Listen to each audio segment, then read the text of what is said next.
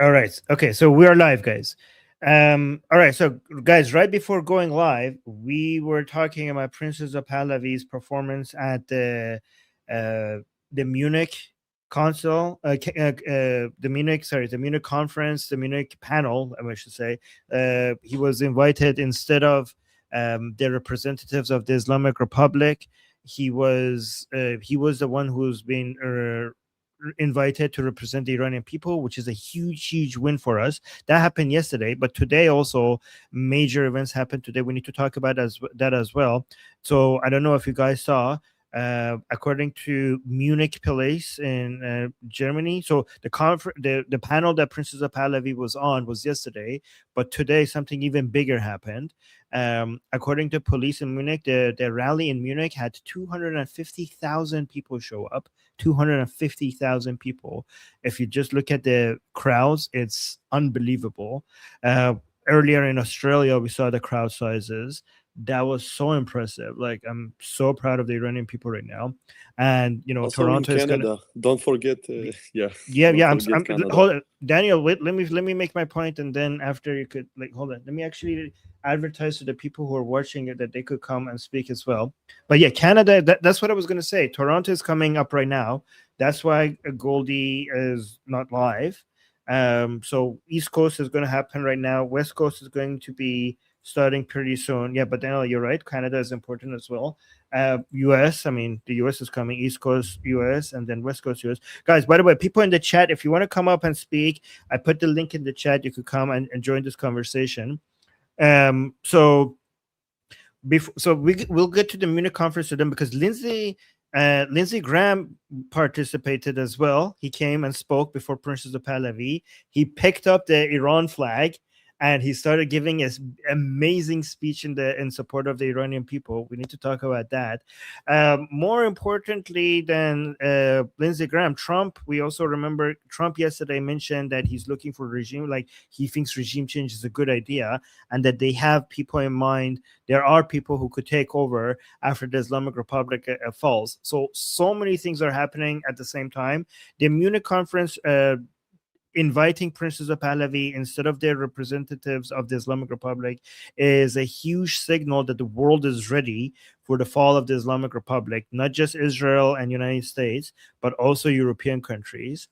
Daniel was asking regarding the questions that Christian Amanpour asked of Princess Pahlavi. He was frustrated with the questions that were being asked because they were very leftists and very anti-Israel. And yeah, I mean, all of us who were watching that, we were frustrated with her questions. But I mentioned before we go live, I mentioned to Daniel before we went live that I actually appreciate. Well, I don't appreciate Christian Amanpour. I'm actually appreciate Princess Pahlavi being able to answer those questions masterfully. If you guys haven't seen it, go just search on YouTube interview Christian Amanpour, Princess Pahlavi. Just watch that, because if you want to know how to answer these questions, these dumb questions that they were regarding Iran and his leadership and Israel, he did such a perfect job. In fact, watch our show yesterday with Goldie, because I was reviewing it. I reviewed half of it already. I think next time Goldie, I have a live stream with Goldie, I'm going to review the next half.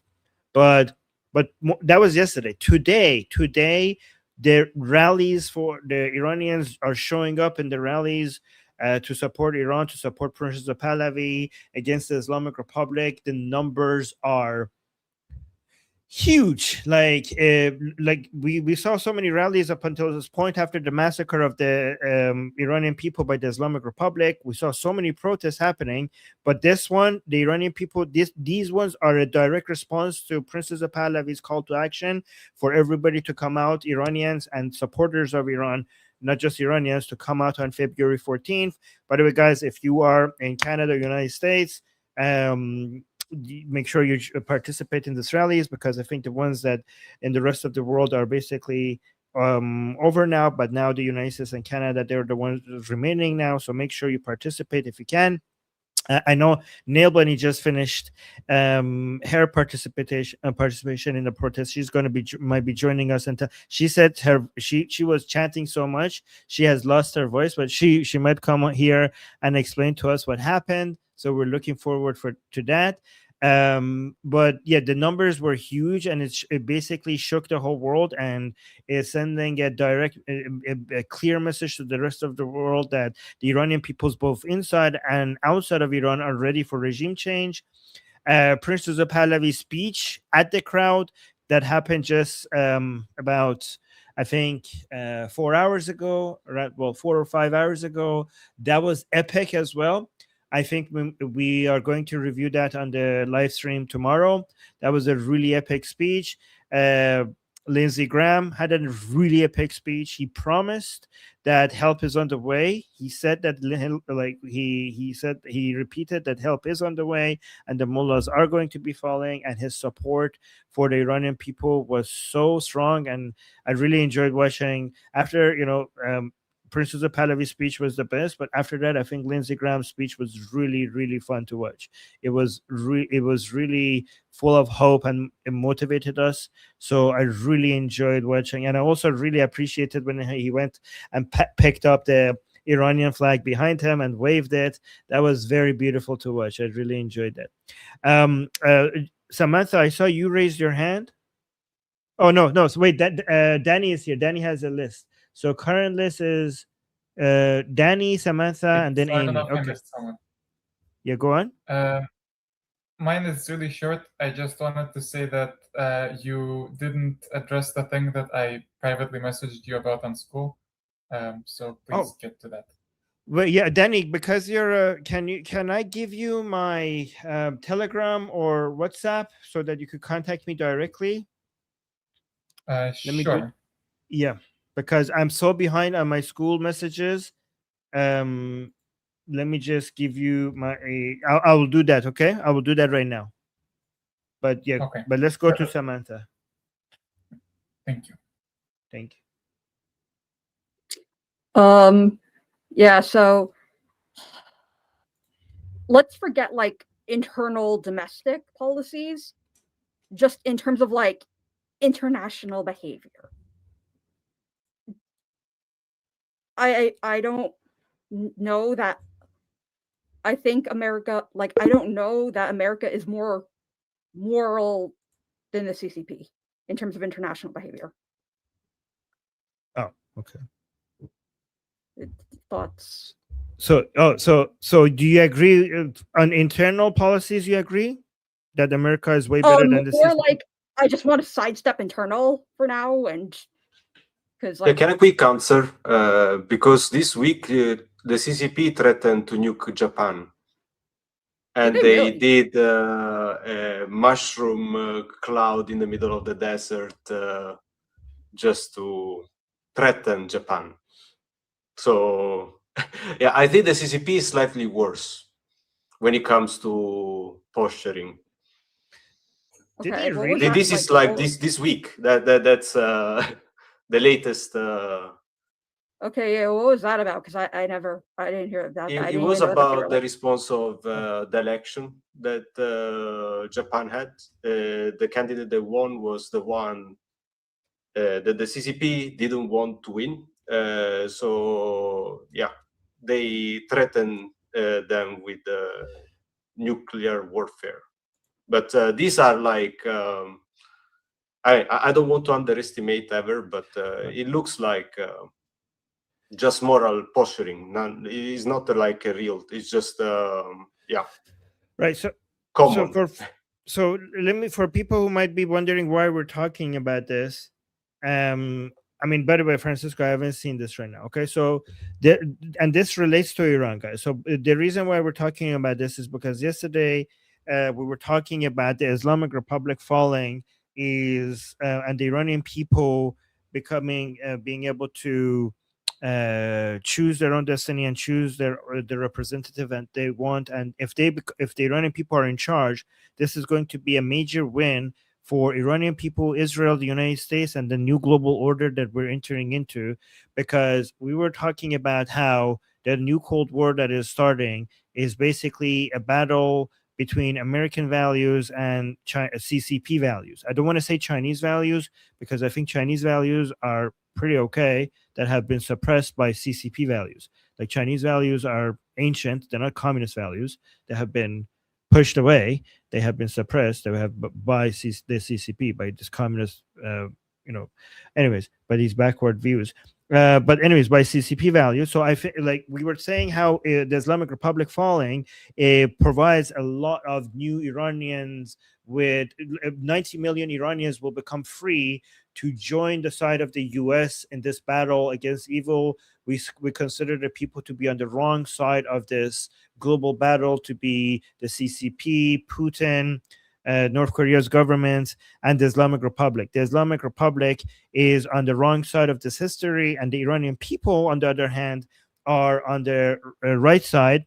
They're basically on the side of the values that we support here in this community that we have here, all of the classical liberal values that we support. So freeing them from the chains of the Islamic Republic is going to release them to come, and before this Cold War starts, to be on America's side and Israel's side, and it's going to be a major win for this global battle that we're going to be in. So Samantha is asking, is CCP is CCP really that bad? And she wants to focus on foreign policy. Well, I think no, I'm more coming from the perspective of I think they're horrible, but like I think everyone's horrible. So I think America's also horrible. Okay, so but when we use the word horrible has to mean something, right? To me, if we want to talk about good and bad, the best way to use these words is by well-being, right? I think, like, do you agree that well-being is a good metric for good and bad? Like, if well-being goes up, that's good. Well-being going down, that's bad. Yeah. Okay, so if I could show empirically that the values that America has been founded on and the values that America stands for increases well-being, has actually been responsible for the highest amount of well-being in the history of civilization in the past 12,000 years. Hold on, let me finish. In the past 12,000 years, would you say that that's horrible? Would you say that's horrible? If I show you that. Okay. I mean, so how do I say this? Like, I want to, like, in terms of how they act internationally. So forget the well-being of Chinese people and American people, like just everyone else. No, okay. So the well-being of the whole world, like the whole world has benefited from the United States. Okay, from their science, from their technology, from their politics, from their culture, from everything, for everything that they stand for. The world has benefited from America. Like from their medicine, America exists, and from the stability that the American military provides to the whole world, for the amount of trade that is now possible all around the world because America's military is present all around the world. Everybody, in fact, I would say that maybe the rest of the world benefits more because Americans are paying for it. The rest of the world is benefiting from it without paying for it. So the rest of the world is actually. It's kind of unfair to the American taxpayers, to be honest. Okay, because they're not even paying for it and they're still benefiting from it, right? America is a country there was international trade pre-World War I era. I mean, yeah. So what? There was still like a lot of international trade pre-World War I era. Yeah, but not to this extent. Okay, there's obviously there was always international trade since we ever had trade, right? But not to this level, not to the security that America provides. It makes international trade so much less risky that it makes it so much more profitable. Also, America is a country that is always first to arrive whenever there's a disaster, whenever there's a disease. America is first to arrive, the last to leave. We have the computers, we have the internet, because we have all the tech that we have is because of America's involvement. All the medicine that we have, 90% of their contribution comes from America.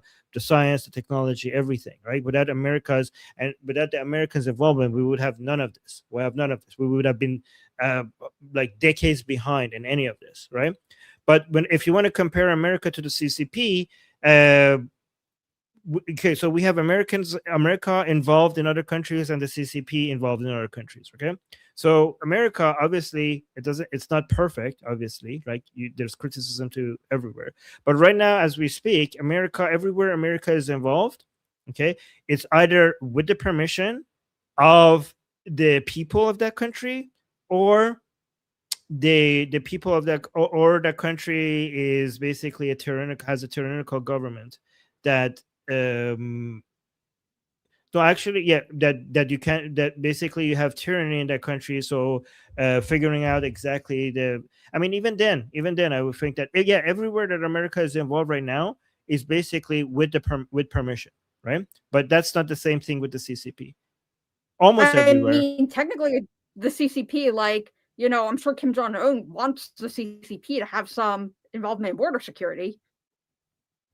Yeah, but that's like you're talking about North Korea. I'm talking about the CCP, for example, is invading Vietnam's border integrity, Philippines' border integrity, Japan's border integrity, and basically meddling in their country, almost every country in the Pacific, except maybe North Korea doesn't mind, but the rest of them do. These are free democratic countries that are being abused by the CCP without their permission. Okay. So could you send me US links to like what China's doing or the CCP is doing to them? Because like I don't know. Like, for example, in the Philippines, they are basically taking over their islands, and the Philippines is trying to fight back. And they even had clashes with their soldiers, right? So CCP is trying to take over Philippine. No, the CCP is trying to.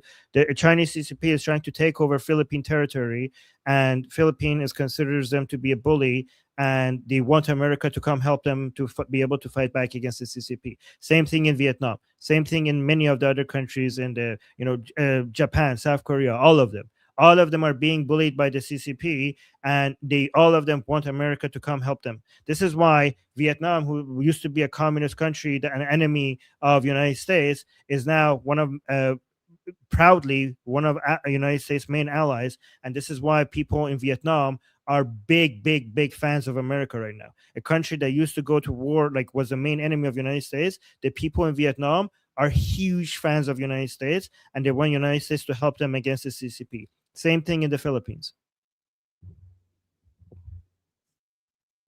So that's it. So this is how I know that United States behaves a lot better internationally than China by a huge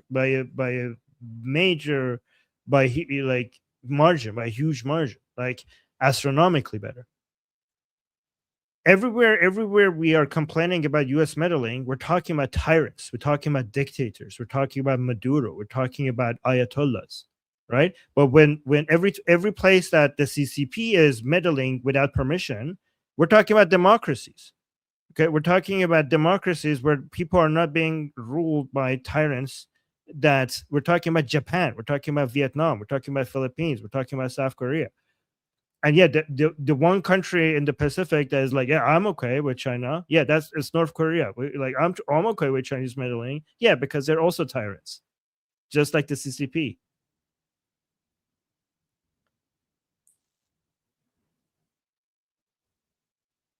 All right. Samantha, go look into how the Philippines problem with the CCP and Vietnam's problem with the CCP. Just go look into that, and then find me a similar, a single similar thing that the United States is doing to a country without their permission. Anything even resembling that. That is not a tyranny. Like to a democracy, for example, to a democratic country. Armin, can I add to it something? Okay, yeah, short, very short, because we have a big list. We want to go through no it. problem. America accuses China in sending fentanyl to the US, right? Say that again. To be honest, I don't give a shit if China wants to send fentanyl to the US. Wait, what? You don't care about China sending fentanyl to the US? I do not care about China sending fentanyl to the US. Why? Okay, never mind. But hold on. Can I finish I don't know. it? Why should I care? Because it kills people. It's like a weapons of mass destruction. It kills more people than war. I mean, those are drugs, like cocaine, let me see. Drugs. Yeah, go. It kills people. I mean, you care about well-being. It ruins lives. I do care about well-being, but I mean, I don't want people dying, but I feel like, how do I say this? Like, people have the right to choose for themselves things. Never mind, but hold I on mean, a like- second. All right, China let's- is accused to send fentanyl, but US never was accused on sending some sort of drugs all over the world, right? So that's Right. a point for the US. Okay, That got it, Daniel. was my point. All right, let's move on because I want to cover other topics as well. Amy was on the list, right? Danny, Amy is next. Yep. Yes, Can you Amy. hear me? Yes, we can hear you. Go on, Amy. All right. Okay. I'm a little triggered right now because, obviously I'm American and fentanyl is a huge problem in our country, and all of the Americans here will know what I'm talking about. It's taken so many lives and ruined families, and I'm not going to talk about it because I'm going to start crying. It's affected my own family. But anyway, my point is I want to go back to the Western Hemisphere and to the Munich Security Conference or whatever. I am back to what Amanpour, the question she was asking Pahlavi, and I felt like her questions were so like softball kind of and open-ended, and I felt like he painted a picture and answered it in a way that painted a picture for people to understand more easily what is happening in Iran and what he sees for the future and for the people making decisions for themselves and their government and starting their, drafting a constitution and all of that. I was super impressed with his comments and how he presented everything and how he handled that entire interview. Also, I would just like to throw out a thumbs up for Rubio because I really liked what he said as well. I was pretty impressed, and I'm just gonna leave it there. That's all I'm gonna say about that. But yeah, that was all I had to say. No. Can you explain what Rubio said? By the way, I love Rubio. Okay, after Prince Reza Pahlavi, he's my favorite politician in the whole world. Right? I don't know. There's so many of them. I want Rubio to be the president of the United States forever. Okay, like. Oh God, yeah. that's so funny. But what did he say that impressed you? It was have you seen it, Armin? Have you seen it? No, that's why I'm asking. Like, I'm now very curious. Okay, you're gonna have to watch it. Okay, but anyway, I'll give you like a little snippet of. He kind of explained everything in a nutshell in an easy way, just like Pahlavi did with Amanpour. Just Rubio today? did with yes. Okay. Yeah. Okay. And explained like what the US has been doing here, there, and everywhere. Sorry, my dog is, here, there, and everywhere, and why we've been doing it, and the struggles that we've been facing. And he tied it all back together with Europe and our close ties to Europe historically, and how, we've always felt very tied to that part of the world because that's where we come from. That's where we started. That's our roots are there, and we want to still be there for them. So, I mean, that it was just, I felt pretty American Pie today. So that was good. That's very sweet. Okay, I'm gonna have to watch that. I'm probably gonna review that tomorrow. With regards to Prince Reza Pahlavi, so guys, again, if you're new here, Amy is talking about the interview that Prince Reza Pahlavi had with Christian Amanpour, and the questions that, again, that's why the question that Christian Amanpour asked in the show were really frustrating to listen to, but I'm actually happy that she asked them, because I didn't want there to be soft walls for Prince Reza Pahlavi. I wanted those questions to be asked so the whole world could see that Prince Reza Pahlavi has the answers. Because if there was somebody that was just pro Pahlavi and came out and asked questions that seemed to be completely in agreement, then we wouldn't have the opportunity to see that Prince Reza Pahlavi is being challenged, and we wouldn't have been able to demonstrate that Prince Reza Pahlavi is good at answering them. I'm actually very impressed that, like, I'm really happy that Amy also found them to be helpful, because there's this thing called the curse of knowledge. So because I follow Iranian politics, of course, listening to Prince Reza Pahlavi, I could see what he's saying. I understand what he's pointing to, and it makes sense to me. And every single one of his answers, I found them to be very correct. From obviously, in my opinion, from somebody who follows Iranian politics. But then when you have too much, when you follow something too much, then if you explain it to somebody that hasn't been following that as much as you have, you miss a lot of details, and you explain it in a way sometimes that they're not going to really be able to paint a picture regarding what's happening. But yeah, just a second. But now that Amy is saying that was very enlightening to her and made her able to understand things, to me it suggests that Prince Reza Pahlavi's explanation were really good for somebody like an American like Amy as well, which is really good to hear. Go on, Amy. I saw you open your mic.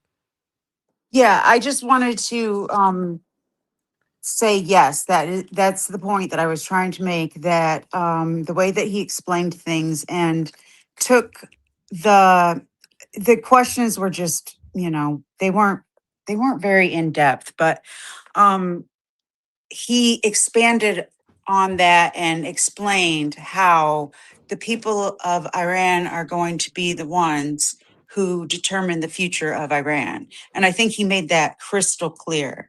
And I think that coming from me, and I'm not Iranian, I don't think that he's a guy that's going to go in there and try and take over and run the show. I think he's going to go in and, he knows his people are smart. He knows his people are the cradle of civilization. He's proud of his people. He knows that they've got the wherewithal to do it. And after 47 years, they deserve it, more than anything. So that's all. Okay, and Amy, if you could think of, before we go to the next person, if you could think of what questions you would be asking, I would be interested to see if we could, as a group, answer them here. Like, if you want to raise your hand again, and then think about, if you were sitting there and interviewing Princess Pahlavi, what would you want to know? That would be very interesting to, to go over. By the way, if people are, I see some people are new here, guys, if you want to speak, there's a reactions button at the bottom of your screen. If you click it, then there's a hand raise option, and then when you click that, then Danny, our mod here, would be adding you to a list, and then we would get to speak. Thank you, Danny, for yep, go on. Can I just say, Amy, I'm sorry for your family's loss. Oh, no problem, Samantha. I mean, it's not just my family, it's so many families in the United States that are affected. And it's touched every single person's life in this country. There's not one person in this country whose life it hasn't affected. So it's a big deal. Yeah, Amy, I'm not even in America. My cousin lived in America. He died from overdose as well. So even my cousin died from overdose as well, and I'm not even in America. Like, it affects so many people that it even affected my family. I mean, yeah. Okay, thank you. And I'm also sorry for your loss. Yeah, thank you. And yeah, you too. Sorry for your loss as well, Amy. All right, so Danny, who's next? Next is Francesco. Yeah, I wanted to talk about the moral equivalence between the CCP and America. I mean, that's not comparable. So for me, this is the frame and the way I see it, because the way I see it, America is like an empire because it controls the trade, and most of the trade is at sea. America controls 11 aircraft carriers, and it is a way better empire that communist countries will ever be. Because the way it does colonialism is mutually beneficial, is through trade. So it uplifts both and also spends money to have colonies. Whereas if the communist bloc or Islam as colonies, they basically put a dictator in place and extract all the resources. And they don't help each other. So that's why the United States as allies, like those dictatorship, they coordinate on paper, but rarely intervene to save each other. I mean, and when it comes to colonialism and empire, I don't think countries have many choices. So in the past was either you fall under the British Empire or the French. Now, the way I see it is there are three options. One is the Islamic bloc. And by the way, not all Muslim majority country fall into this bloc. For example, Azerbaijan, Indonesia, I think they fall more into the Western bloc. Then you have the United States bloc, which is Europe, Japan, South Korea, all the countries that basically the United States freed, either during the Second World War or the Cold War. And then you have the communist bloc, the Eastern bloc, China, Russia, and all their proxy. So yeah, I don't think you have a choice to be neutral. You either fall under one of those three kind of sphere of influences. And if you fall under the American sphere of influence, you have prosperity. If you fall under the communist sphere of influence, then to basically save and change that, then you need to change the top. So you need to just change the elite and the dictator, and then people get freed. And if you fall under the Islamic sphere of influence, then it's way harder, because once it gets entrenched, you need to change the people. That's at the base. It's not just the dictator, but it's also very hard to build anything on top of that system. Right. So I don't know if other people share my view. I want to hear other opinions on the topic. So I'll just quickly go over the way I view it. I think that when we're talking about imperialism or colonialism, I think there is no empires right now. The era of empires is over, and there's only three groups of people who are trying to, maybe two, are trying to bring it back. And influence doesn't make you an empire, right? Influence just. Yeah, but what do you define empire? Okay. Yeah, that's what I was gonna say. Talk about that's exactly what I was about to say before you interrupted me. But let me just. What was I gonna say? Oh yeah. So, empire is basically the opposite of having a nation state. That's why we created the concept of a nation state as an anti-imperial project. And America, it actually started with America. It actually started with the foundation of America. So that's why I consider America to be an anti-imperialist project. This is why I consider it funny when people like consider America to be an empire. America is the least imperialist thing ever. It's basically the thing that the most effective way to end empires was America, right? And I'll explain why. So empire is when you have a group of people who have some citizens who are the governance or the ruling body represents those citizens, but then those citizens are few. They're basically in the capital or close to it, and all the other land that this empire controls is being controlled without the vote or the will of the people in those lands being taken into consideration. And the governing body is not a reflection of any of those groups of people, right? It's only a reflection of the citizens in the capital or close to the capital. So the empire is when you're ruling over land with people that you do not represent, that you're not a reflection of them, and they have no say in how you govern them. That's an empire, right? A nation state, okay, so, and a nation state, on the other hand, is when you have a nation, which is a group of people within a geographical area that have some characteristics that bonds them together. So that's a nation. And the state is a governing body for that nation that is a reflection of that nation and represents that nation and rules for that nation, right? So, and it serves that nation. That's what a nation state is. So the idea of a nation state and an empire are basically completely the opposite of each other. And the idea of a nation state started at, I mean, at first it started in the French Revolution, but it was actually put in place by the American Revolution. Like, it was first put into practice by the American Revolution, right? And the American Revolution actually put those ideas in place effectively in America for the first time.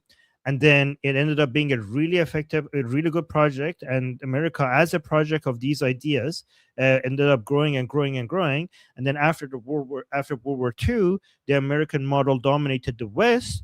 And after the Cold War, it dominated the entire planet. So this whole idea of a nation-state model that America tested, it worked so well that now it's basically the governing model everywhere that we have land, except maybe the South Pole. Okay, but almost everywhere that we have land, we're now using the American model to govern the idea of a nation state. So basically, everywhere that we was going from the imperial model to the nation state model was following the America's model of governing to create nation states. Like, we talk about America and other nation states without remembering that all nation states are nation states because America became a nation state.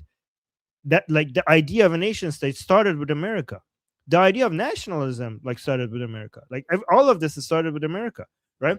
And then it works. So the fall of empires all around the world happened because America proved that this is a model that works. And then now we forgot how empires used to operate, which is they come, they invade, they rule over you, and then there's nothing you could do about it. Honestly, it was good for its time. I'm not trashing the idea of an empire. I mean, if you weren't part of an empire, you were barbarians. It would be better for you to be part of an empire than be barbarians. So it was a model that worked for its time, but obviously, and now the nation state model works a lot better. What we have right now is not empire. What we have right now is some nation states become so rich, become so influential that everybody is affected by them, and everybody wants to trade with them. Everybody wants to. So America is very influential, not just because of its technology, not because of its science, not just because of its economy, not because of its superior culture that the whole world is affected by it, but also because of its consumers, its purchasing power of its citizens. Everybody wants to sell to them. They have money, they have buy. People want to produce to sell to Americans. The fact that America has so many customers that want to buy other people's products, that is not imperialism, because people are lining up to sell to them. They're not forcing anything on you. People are going to them. Okay, these are Americans with a lot of money. They want to buy. Other people are producing. They want to sell it to Americans. They're asking America for access to their market. This is not imperialism. This is you just being so good at building your economy that everybody is lining up for the purchasing power of your citizens. Okay, so when people are voluntarily asking for access to your market, for access to the security that comes from your military, imperialism is that we come to you, we force you, and there's nothing you could do about it. It's not. This is the other way around. This is people ask, like, for example, Philippines and Vietnam go to America, say, like, can you bring your military here so that China doesn't bully us? That is not imperialism. That's just a mutual agreement. That's a win-win agreement between two independent nation states. That's how I see it. Yeah. We have just to recap a bit the two different for you, an empire is when few in a central place control all the periphery and it's authoritarian, and the nation state is basically a democratic. No, there's the most important element is that they rule over it without representing them. without representing them. That's the most important part. Like their vote doesn't count. Like they have no say. These people they are being ruled by people who are governing in a way that you have no say in. Right. Yeah. So, for example, the Roman Empire, the citizens of Rome have a say in how Rome as an empire governs. Okay. But the citizens of Jerusalem, for example, the people in Jerusalem who are being ruled by Rome, the Roman Empire, they have no say.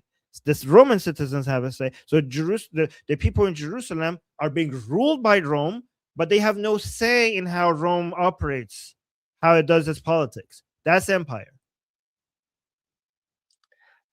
Yeah, for me, the two definitions, like one is control over the road, the trade route. The other one is control over the land. So a nation controls the land, the empire controls the trade.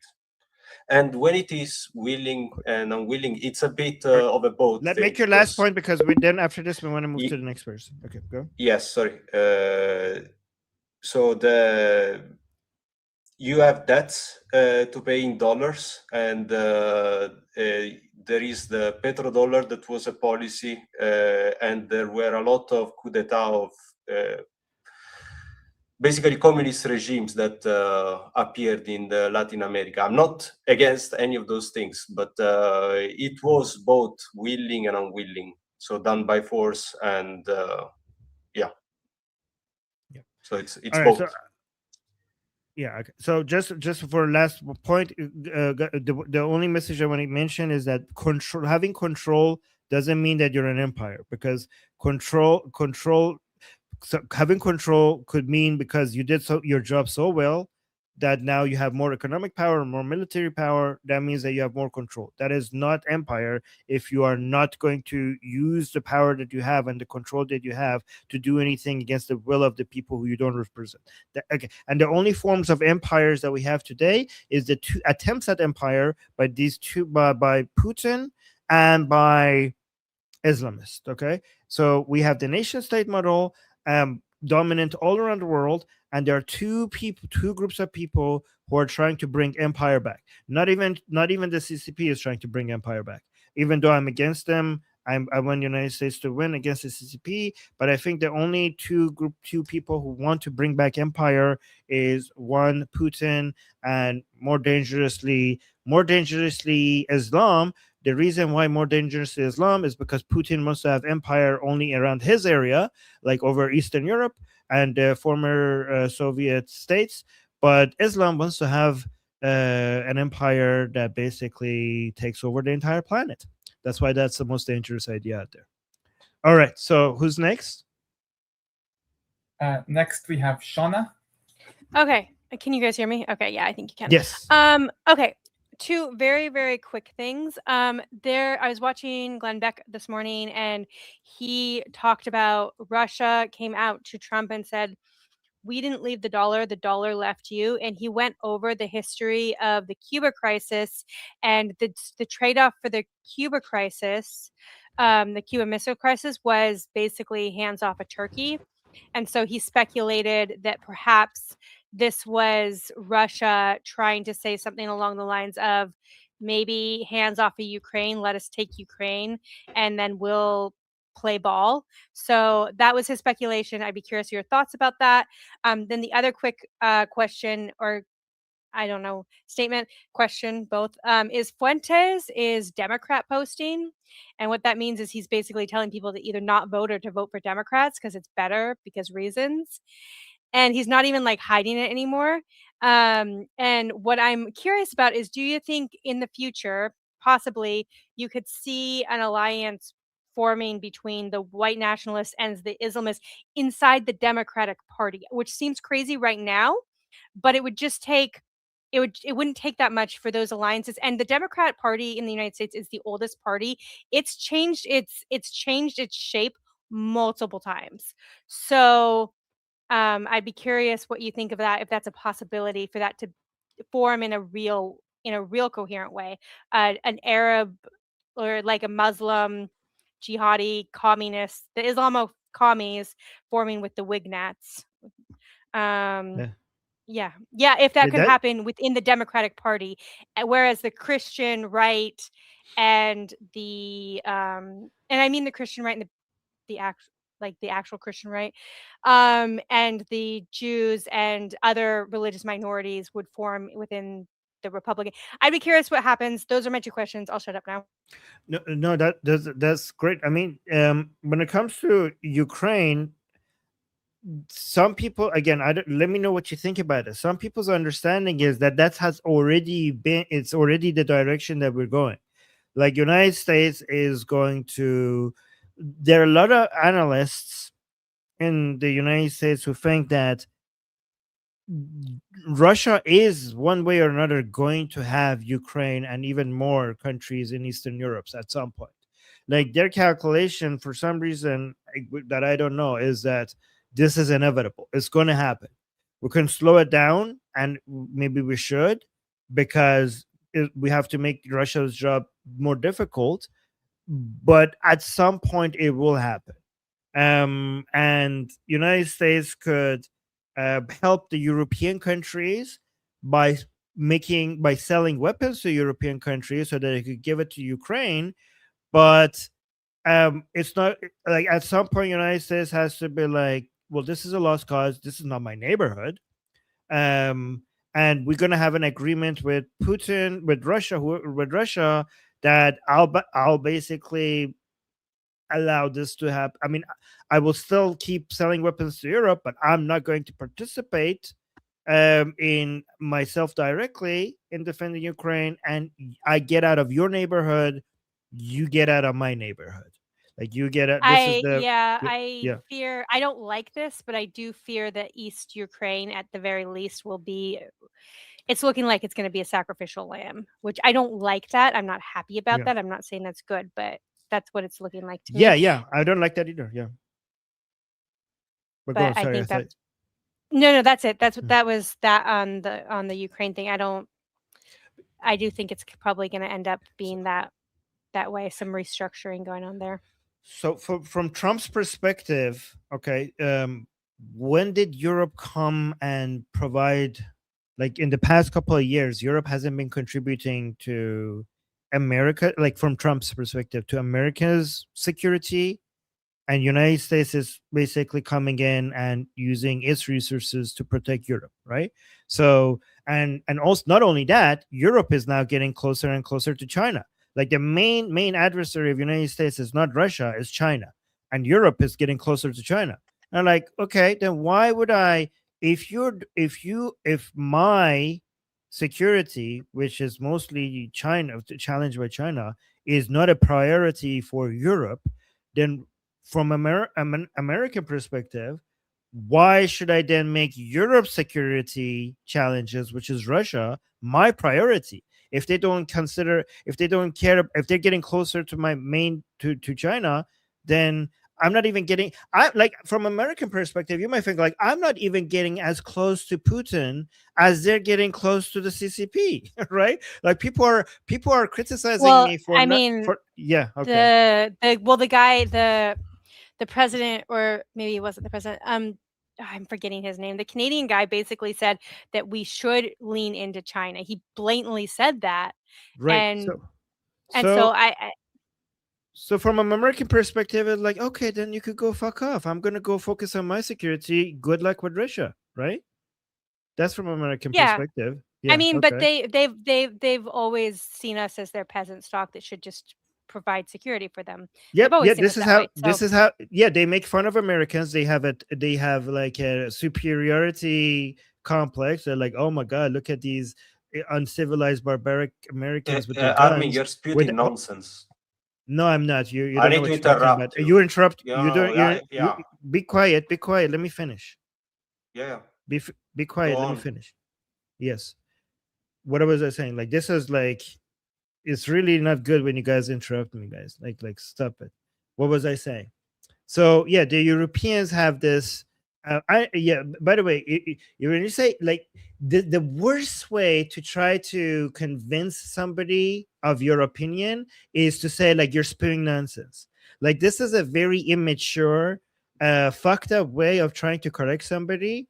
This is basically guaranteeing that your points are not going to be taken into account, because what you're signaling to the other side is that you're butthurt and you're emotional and you're not actually thinking logically. So maybe if you have some good points, try to be a little bit more respectful instead of actually attacking the person by being this butthurt when you're listening to someone's opinion. Okay.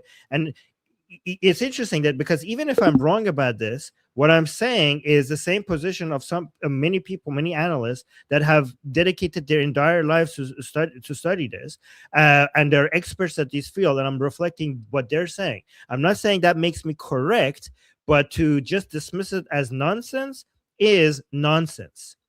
Anyways, I don't even know what I was saying before you interrupted me.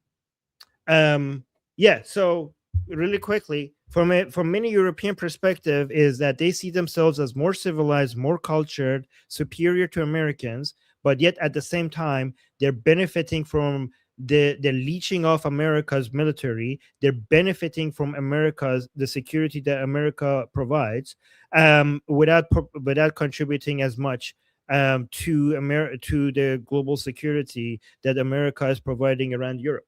So, and given that they're getting closer to China, it does make sense for the Americans to focus more on what's in their best interest, not to completely abandon the Europeans. I mean, Europeans could encourage the Europeans to spend more on their military, and if they want advanced American military weaponry, they could come buy it, right? But I think this is actually what Trump is doing to Europe is actually in the benefit of Europe as well, because actually you could see that their spending on their military has been increasing ever since that Trump and J.D. Vance and Pete Hegseth have signaled to Europeans that they need to actually contribute a lot more to their military. So this is good for Europe to actually Europe needs to, again, this is going to be very difficult because a lot of the increased military spending that Europe needs to do requires them to spend less on their welfare, but they have made their citizens addicted to welfare. It's really hard. Like their citizens are not going to tolerate. This is the problem with being a welfare state. Once you realize that this model doesn't work, you can't get off of it because your citizens have become addicted to it. So now, even if you want to spend a lot more on your military, then you really can't as much as you should be because your citizens will not tolerate it. I mean, I do agree. Like, by the way, this doesn't. I don't want to generalize all European countries because, like Poland, for example, very proud of Poland, doing a really good job, and I'm pretty sure there are some exceptions. Germany is waking up. France is horrible, but yes, but again, so what was your second question, Shana? Oh, I just really, really quick, because I know we got to get on it. Fuentes is Democrat posting, and so the political alliance between the white nationalists is the Islamic commies. Like open no. Yeah, like so yeah, I can see I can see that happen. Here's an interesting thing. I used to when I used to listen to Nick Fuentes more, he wanted this union to happen so much more earlier, but he said that his expectation was more people on the left to stop with the immigration. Okay, but that's that. So here's the thing. This is why Jew hatred is such a unifying factor. Okay, I agree with you that we're moving in that direction. I think we're going to see the Jew hatred is going to be a major deciding factor between who's on what side, right? So instead of, I feel like the world is moving towards a direction where we don't have left versus right. We have Jew haters versus non-Jew haters. That's the division that we're moving in that direction to. Okay, I actually agree. I think it started with October 7th.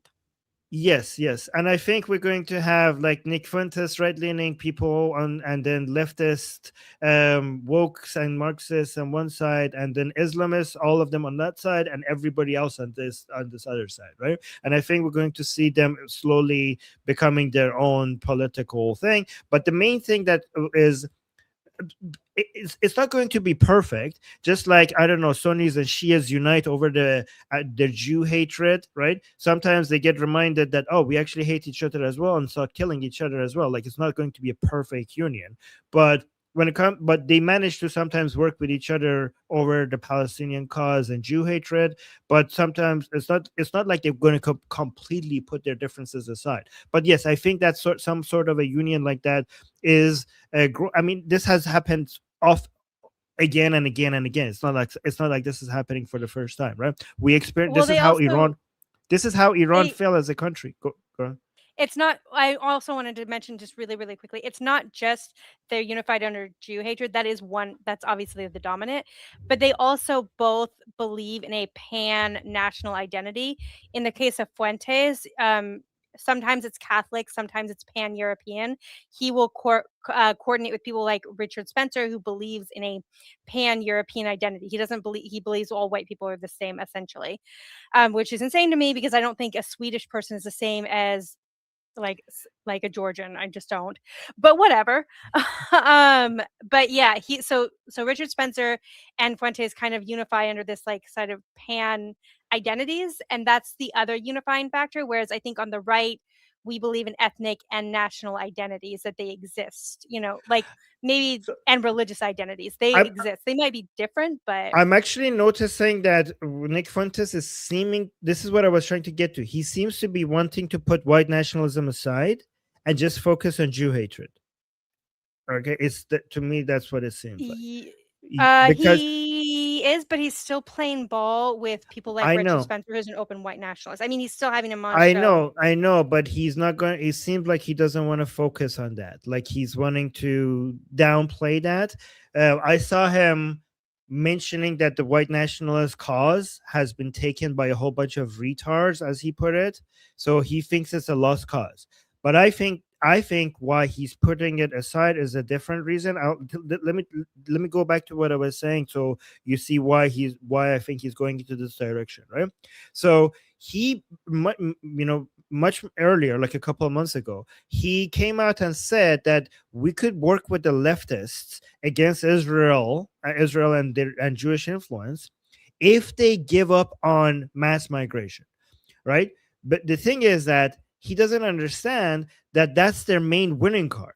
Like the leftists, the far leftists, they get to change their votes in their direction by demographically engineering the population, by having migrants in to come vote in their favor. Like, that is their main asset. Why would they give up on their main weapon? So that's how they win. And white nationalists, they don't have a chance against that, because when it comes to demographics, white nationalists are like, oh, white women have more babies. White women, please have more babies. White women, you have to have more babies. Yeah, that's not gonna work. With white men specifically. Yeah, with white men. Yeah, have more babies. Get married early. And have more kids. Yeah, okay. Keep saying that. Let's see how much that's going to change the demographics. Well, white women are still having babies, but they're just not necessarily having them only exclusively with white men. I know, like, yeah, but yeah, of course, yeah, but I'm just saying that them trying to create more white babies by advertising for it, that has never worked anywhere. Okay, telling people to have more babies is not going to make them have more babies. It's just not going to work. Okay, but the left has a secret weapon. Like, we don't even need to tell our people to have more babies. We'll just open the door to people who we promise free shit from the hard work that other people are doing, and once they get in, we're like, oh, we let you in, vote for us, because this is what we did for you. We're going to give you more free shit if you vote for us. So this is like a winning strategy. You don't need to have more babies. You just allow people in, right? So they're not going to give up on that. And Nick Fuentes, I think, realized that there is no winning this. Okay, Trump has failed him, in his opinion, when it comes to stopping migration, and maybe this is a losing cause, and he might think, okay, the white replacement, as he calls it, is going to happen, and there's no stopping it. So let's just focus on fighting Jews and Israel. That seems to be popular right now. Like, fighting migration is not going to win us anything. Like, they're winning. It's over. So let's just get united with the Muslims and the leftists and everybody else who is focusing on the greater threat of all, more than migration, which is Israel itself, Zionism, the global Zionism. Let's just focus. That seems to be a winning cause. Let's just focus on that. And I'm kidding you not. Like, it's not just leftists. He's completely willing to now work and unite with Islamists. He says this is one of the reasons why he's defending the Islamic Republic. He's aggressively right now defending the Islamic Republic and all other Islamic countries, because his priority, like ethnicity, race is now like not a big priority for him. Like, he's talking about Arabs as an ally, as a he like his latest show, he was talking about Arabs as a major ally to them against Israel. And he wants to support the Islamic Republic and Arab countries and Islamic countries. So yeah, ethnicity and race, not that big of a deal for him anymore. He wants to, him and many other people. I mean, you could look at Islamic countries, for example. They keep praising Nick Fuentes. They keep praising Tucker Carlson. So the feeling is mutual. Like, the Jew haters are falling in love with each other, and the bond is real. And I think we're moving in that direction. My other question though is, do you think that they could potentially take over the Democratic Party like Trump changed the Republican Party? It's not the 90s Republican Party. I have to insist that we move on. So just let's move on. Yeah, I don't know, but it is possible, because I mean, like, it has happened before, right? So yeah, it might be under the umbrella of the Democratic Party. I mean, it's more likely for that to happen than it happening under the umbrella of the Republican Party. So yeah, sure, why not? Okay. Next on the list, I have Michael. Here. Did anyone hear me? Yes. Cool. Okay. Appreciate it. Good morning, Armin, or good afternoon, wherever you're at. I kind of want to add in a little bit. I want to rewind a little bit back to when you talked about how Europe is falling into the sphere of China's influence. And I also want to add in, for example, like, so I'm gonna like divulge a little bit in this. So I'll make it short. So like, I'm a gun owner here in the US. And actually here in the States, for what I know, many European gun manufacturers have signed contracts with many American law enforcement is here in the States. Also, you know, for example, HK, they're developing the HK 416, which is similar to an AR-15. I also want to emphasize a little bit. What I mean is, so Europe, the European Union, has had renegotiated, or at least from what I know, has been renegotiating its trade deal with China. And let's just say it's not in good standing, because Europe, well, many European countries have a trade deficit with China, where they imported more Chinese products than China buying more European products. And so I feel like that the Europeans are worried about that. I wouldn't be fooled by the headlines. And I would also add that the American and European relationship should be mutual, in a sense that they shouldn't over rely on each other.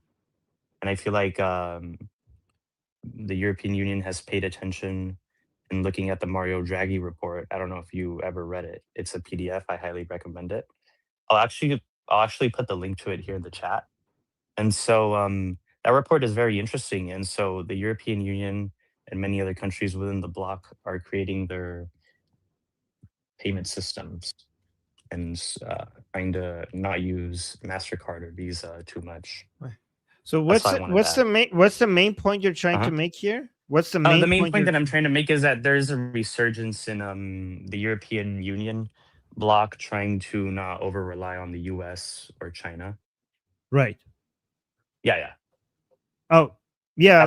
They're pivot. Yeah. So they're pivoting a bit towards China as a way to not rely too much on the United States, right? Well, they don't want to over rely too much on China. Like, what I'm saying is Europe is being wary of China. Yeah, of course. I mean, okay, so when I say they're moving towards China, that doesn't mean that they're going to completely rely on them. Okay. I mean, from a European perspective, what they're doing, it does make sense. They want to diversify, right? But America will do what they have to do when they notice that Europe is diversifying their reliance, not to move away. When I say move towards China, it's not like they're jumping into their arm and basically cutting their ties to United States. They're still going to be more of an American ally than a Chinese ally, of course, but it's more of a spectrum. It's not like binary, right? But and also in the same way, like United States relationship with Ukraine and Russia, it's also not binary. It's not like they're going to be like, goodbye Ukraine, we're not going to like we're not going to protect you anymore, and we're now a Russian ally.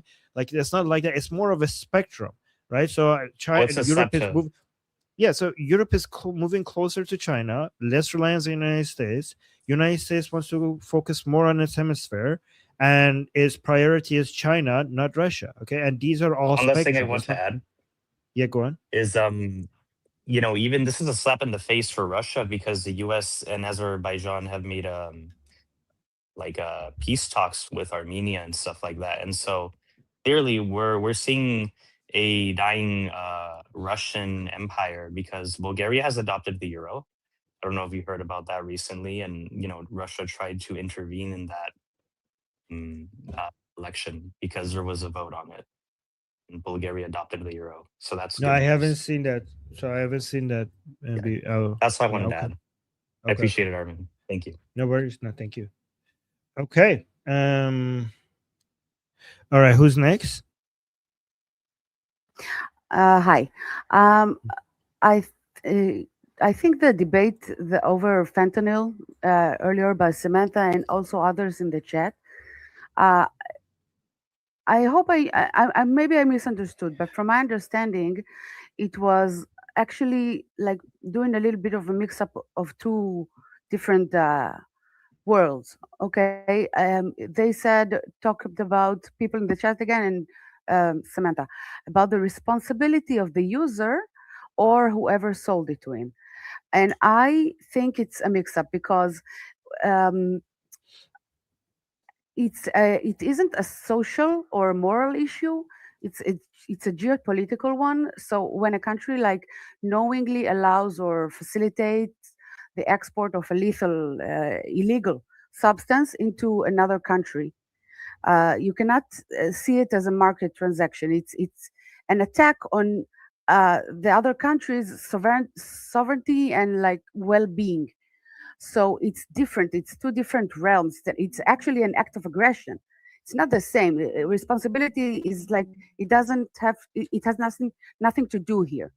Okay, so that's what I think. Another thing is that Fuentes actually said a couple of days ago. He said, "I am a progressive," and also he talked to his fans. He said, like, guys, you cannot be like double standard and talk about Gazans and why are they dead? Why are you killing them when you are making joke about the Holocaust? I know it's the numbers are too much and it's not true, but people died, people were starved, and you make jokes about this. So you have to be consistent. Basically, be evil all the way. So, and also he said that it used to be more fun to be a Nazi. He didn't say Nazi, but he said it was like rebellious, it was fun, we made jokes. Now everybody's like that. I lost interest. It's no longer fun. I think also that he's planning like maybe to use the left and not long term. Maybe he plans like in his head to turn on them or whatever. But in allyship with Islam, I do see it long term. Just imagine he can keep them weak. They can be good fighters. They can kill whoever they want inside their families. Like, why should he care? And they're not like overtaking economies, right? So that's more dangerous. That's it. All right. Thank you for those updates. That was interesting regarding Nick Fuentes. Okay, who's next? I'm actually going to add those to my list of things to check for. Okay, go on. Okay, Jeffrey raised his hand earlier, but I think he didn't want to speak, and also he's gone. So next I have Marku.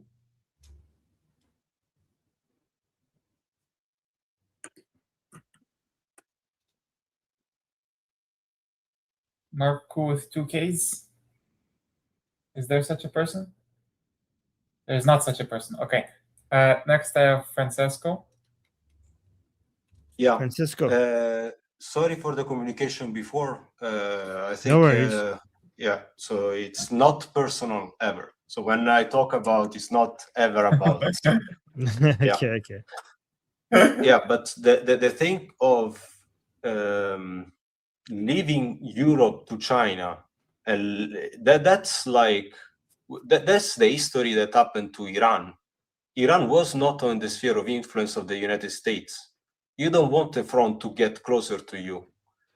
You don't want. Wait, can you explain? Sorry, I didn't understand the first. I didn't understand the first part. Can you explain again? Sorry. Yeah, you don't want Europe to fall under communism and then Islam.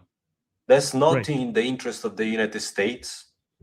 That will be terrible for the world, like the Islamic Republic is now. Is not the Islamic Republic in the sphere of influence of, and that's why I think it's. I wanted to intervene because it's dangerous, I think, to let Europe fall. I know that the United States has probably some other concern to protect first something, but Europe is right now. The United States benefits from Europe, and Europe benefits from the United States. And if Europe doesn't benefit, if it has to fall under enemy's hand, then the United States would spend way more money to fix that later. The cost of peace, for example, with, let's say, Hitler, would have been a lot of people that suffered more under Nazi Germany. The fact that he would have probably continued and spread wars all around the globe. So, yeah, I don't see how it is not beneficial from the United States, the protection of Europe, which is, under the American sphere of influence. When we talk about getting close to China, it's just civil. It's not military. Plus, I mean, the technology, the strong competition to the United States is from Europe currently. It's not from China. Also in terms of technology. Europe has ASML, satellites, autonomous submarines. It has air defense system, fighter jets. It has the lithographic machine that the chip manufacturer use, TSMC. ASML is in the Netherlands. So also in terms of technology, I mean, Europe is just second to the USA.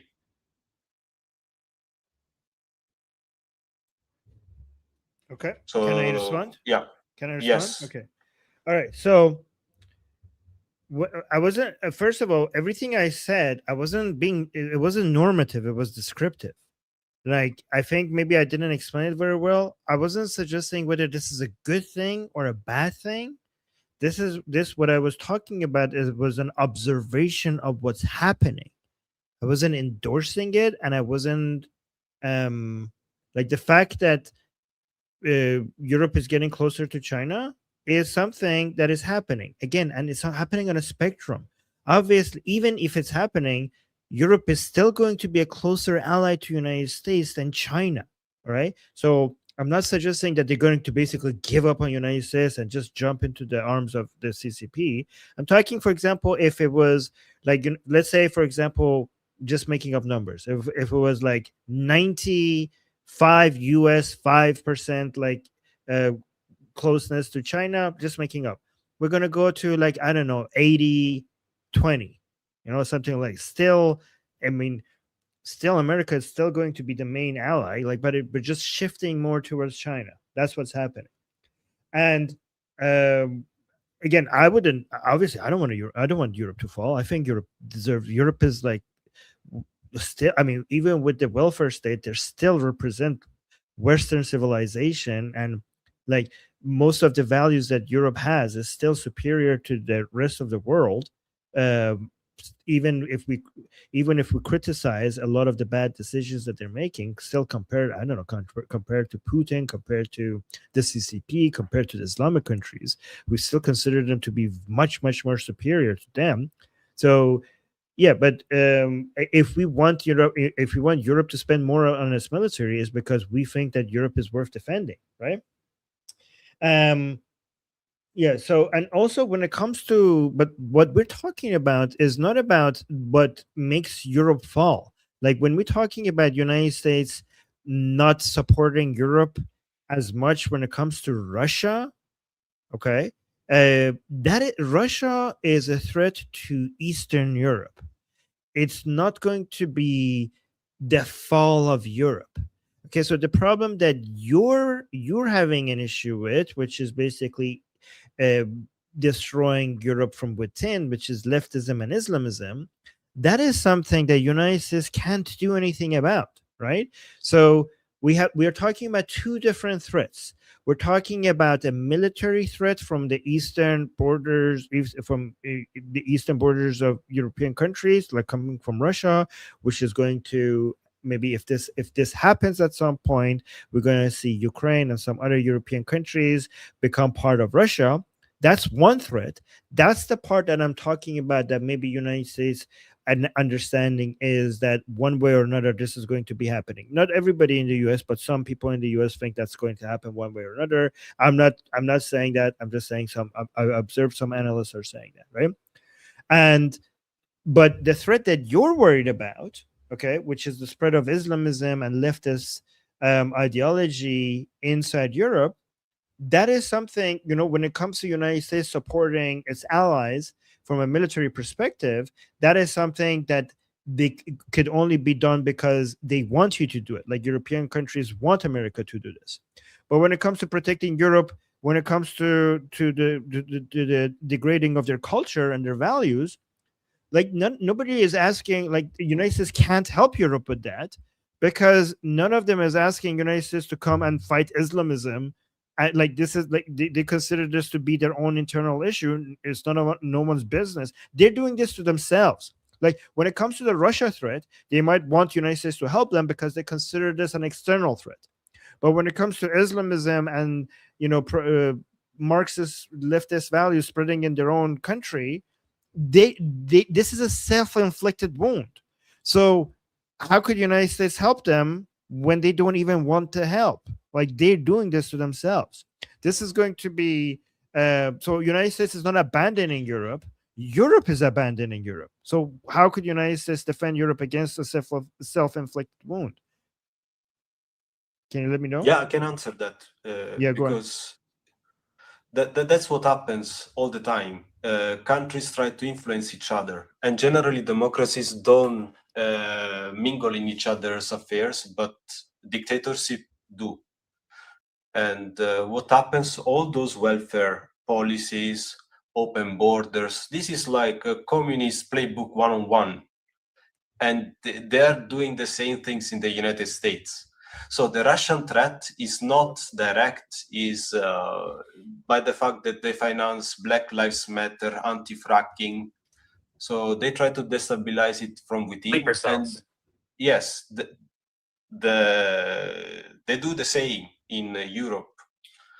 So you do it exactly as they do it, influence each other with both institutions, taking out operatives like they did for the anti-terrorism campaign. I mean, they were very good at intermingling into each other relation and policy during the Cold War, eliminating communists' threats here and there. I mean, I'm from Italy. The Americans intervened, supported the mafia to reduce the Red Brigade's influence. They did it in the past, and they should do it again. They should just remove the threats from Muslim Brotherhood and communism in democratic countries, because they're falling. Right, but what did I say that you disagree on? Because we seem to agree then. That they should intervene, even covertly or through influence, to counter okay, so the communist measures. We agree on everything. So okay, I do agree with that. And one of the best ways to do that is to free Iran, right? To help free Iran, right? Because a lot of the Islam support funding of the Islamism that is basically fucking the entire planet is coming from inside Iran. So turning Iran into an ally of this fight is one of the ways that you win this battle. When it comes to communism, I mean, it was easier when we do covert operations against Soviets. When we had the Soviet Unions, your enemy was pretty clear who it is, and you could have like some operations against them. But how do you fight against? So here's what I think. I think this is our job. I think because it's really difficult to expect your state to get involved in ideological battles. Like, how is that? How are they going to do it? Like, do you want the American state there are ways. Yeah, I mean, Because I would be open to that. I mean, I don't disagree with that. I'm just need to see like how to do that. Like, nothing that I said, by the way, suggests that shouldn't be happening. I do endorse ways to fight not just communist states and Nazi states and Islamic states, but also communist ideas and Nazi ideas and Islamic ideas. Like, if there's a way to for states to get involved with that in a way that is effective. I mean, to your point, Francisco, that's how the Cold War was won. So that's a win for the Cold War was not just a military battle, it was also an ideological battle, right? But the reason why the ideological battle between capitalism and communism was won during the Cold War is because people could visibly see the difference. Like, you could see the different sides of the Berlin Wall, and you could be like, yeah, okay, we want that and not that. The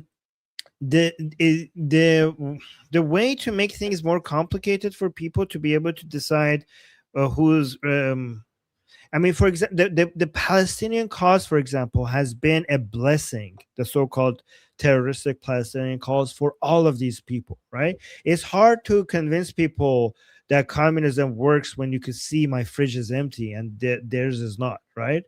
That's how you really easily win that ideological battle. But this is why, I mean, none of these people have any good points. The woke left, the Islamists, the woke right, the Nazis, they have no good points. But when they come and say like, oh, let's stop this genocide and stop the Jews for committing genocide, then they could by focusing on that, they could basically sell themselves as being on the right side. This is why one of the most important things to end is the Palestinian cause. And again, this going back to Iran, and I know as an Iranian, it seems like I'm really motivated to bring everything back to Iran, but yeah, you try stopping me. But again, this is why going back to Iran, because if we free Iran, we're probably also going to be helping to end the Palestinian cause, which is the main way these people sell themselves. All of these people, both the Nick Fuentes types, the Mamdani types, and the Khamenei types, all of them try to convince the world that we're on the right side because the world is committing a genocide in Gaza. So if we take that away from them, we have hit their PR campaign in a way that they can't recover from. But go on, Francisco, what did you want to say? Yeah, I agree with you. I agree with everything you said. There is no disagreement there. Yeah. The thing is that it's unorganic. Those have bad points and still are popular because they get funded. So dictatorship push them. So when I think the United States should be more proactive towards Europe, because it's even easier to free than it is the Islamic Republic. The effort, the cost to basically rescue, for example, Britain, it's way lower than the cost to free Iran. And the consequences would be devastating if those countries fall. So that's why I generally push when, against United States should stay America first. Because no, okay, America first requires involvement around the world. I mean, I've been pushing back against that as well. But yeah, go on. Yeah, so that's why I feel that I had to stop and intervene, because that's dangerous if the United States retrieves from all over the world. And I think the right is going towards that direction. So that's how it starts. America first becomes American only. And you say, okay, there is no need for me to fight in Iran, because I don't see the direct, immediate South American interest in this fight or whatever. See, I think that's the problem now. Yeah, listen, I think Putin is a major problem for global stability. And me personally, if America could help, I mean, I want America to fight Russia, but I also want America to encourage Europe to become stronger as well. You know what I mean? So I welcome any force against Putin. I welcome that. Like, I think it's best. But I'm also completely in agreement with you that America first it requires American presence all around the world. America is the greatest country on earth because of its presence all around the world. So its presence is that policy is an America first policy, in my opinion, right? However, when it comes to Europe, again, I don't want to go extreme. Like, I'm not saying abandon Europe. Obviously, I want Europe to succeed. All I'm suggesting is sometimes, you know how if you're teaching a kid how to ride a bike, you have to remove the what are those things called in English? Helping wheels? Those, what are they called? Training wheels. Training wheels. You have to remove those training wheels. Okay. And removing the training wheels might be like, oh, are you stopping? Are you abandoning this child? Are you removing the aid? You're removing the help? Actually, no. Like, the training wheels being removed is actually in the benefit. Like, you're trying to empower them. This is not abandoning them. This is empowering them.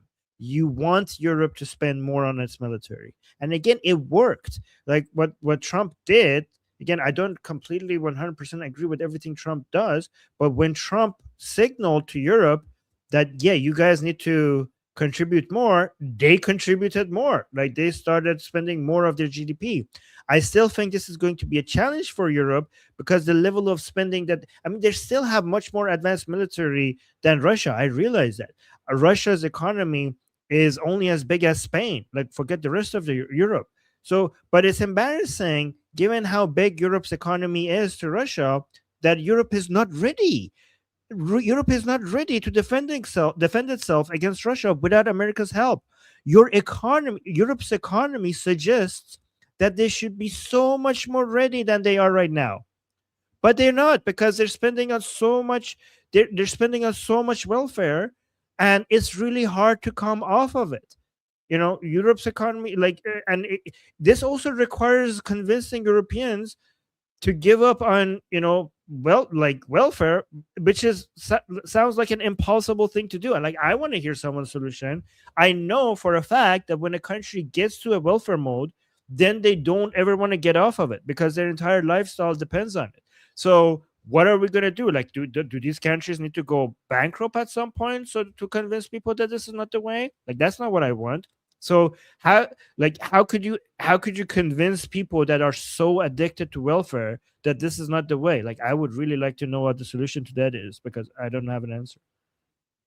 And Samantha saying I'm Israeli first. Yeah, I think everybody here should be like, Iranians should be Iran first, Americans should be America first, Israelis should be Israel first. That's the way we should be. The reason why we cooperate with each other is because we have mutual interests. So when you are Israel first, then you benefit. That's why I side with America over Russia. Yes, even with a communist viewpoint. because only in Israel. Amazing. Okay, that's good. That's good. So being America first doesn't mean that you're against the other countries, because your allies succeeding, if you really love your country, then you should want your allies to succeed, because your allies succeeding is a win for you as a country as well. Right. All right. We gotta move on. Okay. Oscar is next. Yeah, I wanted to say about the America First thing, because I agree with Francisco.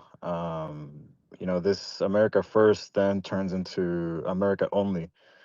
And then I think you, Francisco, are probably familiar with this. I don't know if you're familiar with your own history, but Mussolini is awfully reminiscent of the kind of language that you already hear the Trump administration using. This whole, myth of make America great again, the images that I see sometimes coming out of, for example, some of the people around Trump, like Pete Hegseth, published a book, and I love this example, published a book called American Crusade. And I don't know if you have read the last, but the difference, that he didn't take power marching. Well, the difference is that you have a U.S. Constitution that constantly blocks what he is allowed to do, right? I read a document recently. I posted on School and the Post, where basically Trump is considering what he calls anti-Christianity to be something that goes against the United States state, right? And if you're an atheist like me and you don't like Christianity, right, or you may poke at Christians by using satanic symbols just to make fun of them, then you're in a big pickle, right? And I hear this talk about culture and values and these kinds of this framing of we're harming somebody's culture or somebody's values is very reminiscent of the nationalistic movements of the 20s, 30s, and 40s. And how do you harm somebody's value? What? By putting on a satanic symbol? By putting on what?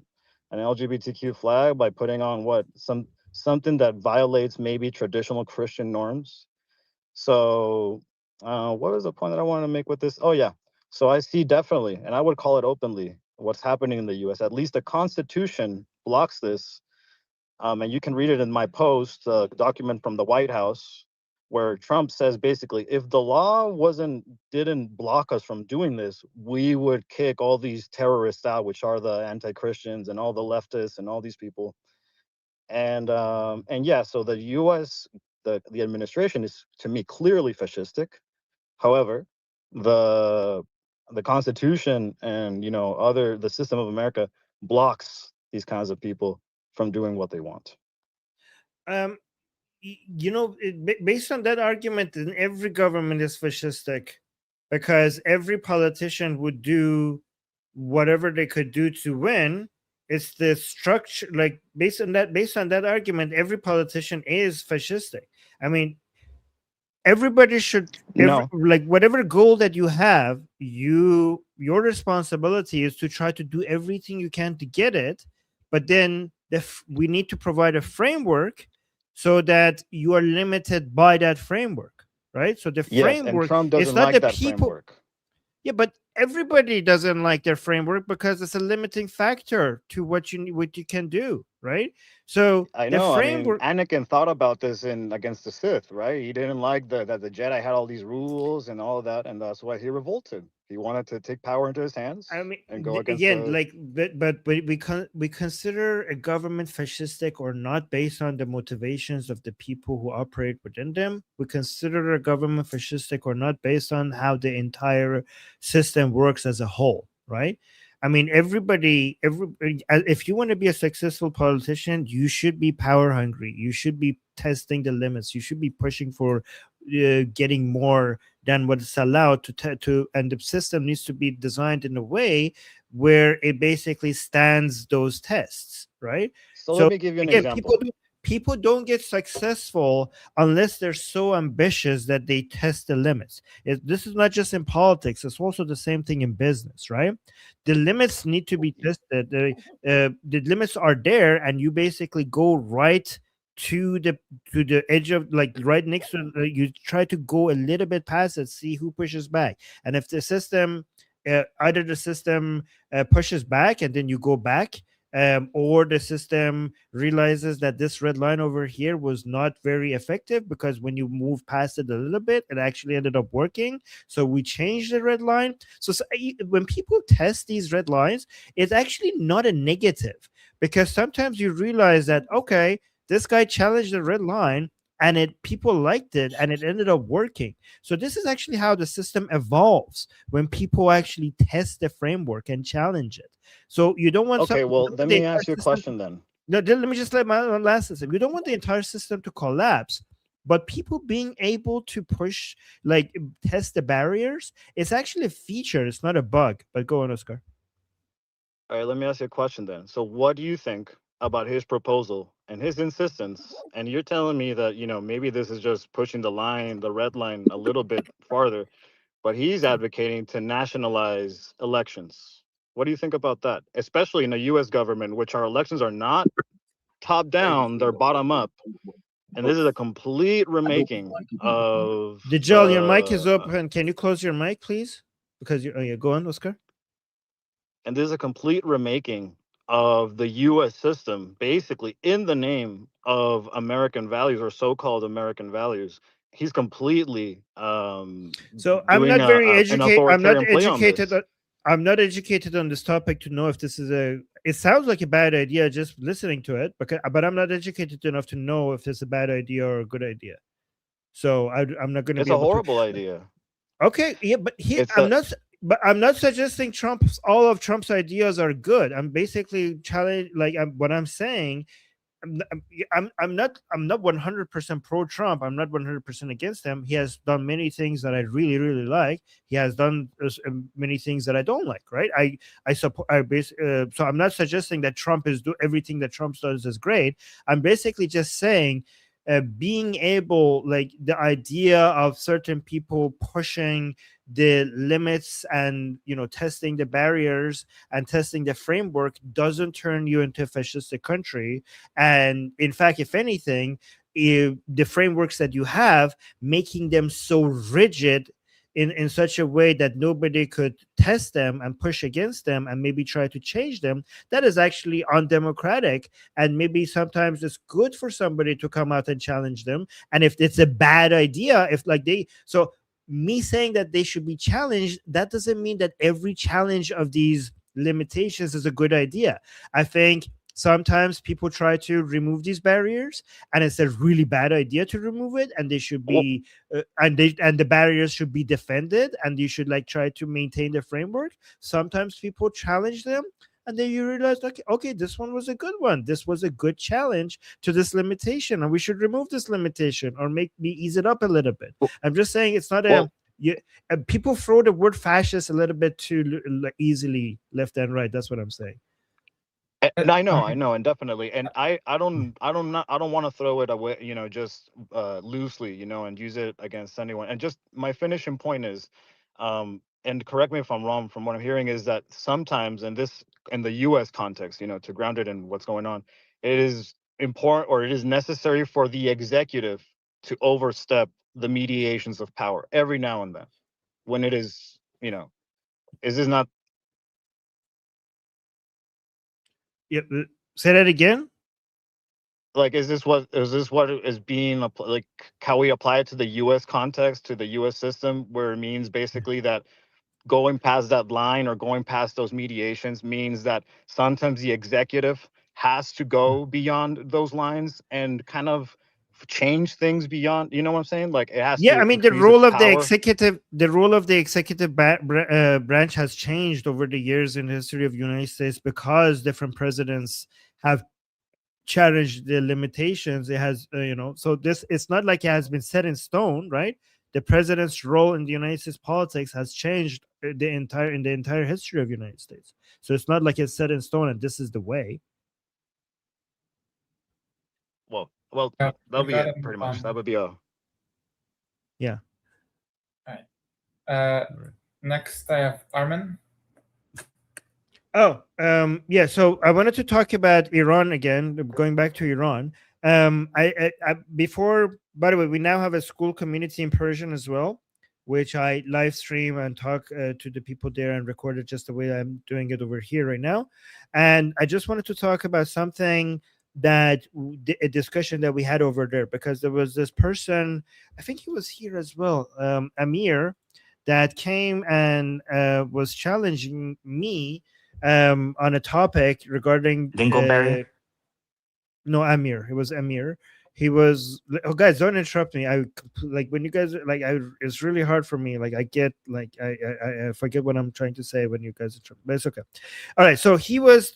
He came up and said that, you know, after the Islamic Republic falls, we should have zero tolerance for Islam. And he was coming up. He basically said that, look at what Islam is responsible for. Look at what they did. Look how many times how many of us they killed. Look at the fact that they referred to they use the Quranic verses to kill tens of thousands of Iranians. And he was suggesting that nobody could say that they're Iranian and Muslim at the same time. Like if you say you're Iranian and then say you're Muslim, then you're not Iranian. That's what he was suggesting, right? I just want to share that with you guys because I wanted to you guys have a deeper understanding of the conversations that we have on the Persian side. So I asked him if what he's saying contradicts what Prince Reza Pahlavi says, right? Because I kind of laid the trap for him. I asked him, does he believe in Prince Reza Pahlavi and his leadership? And he said, of course, yes. I love the guy, right? I say, like, do you believe in his message and his philosophy? And he said, yes.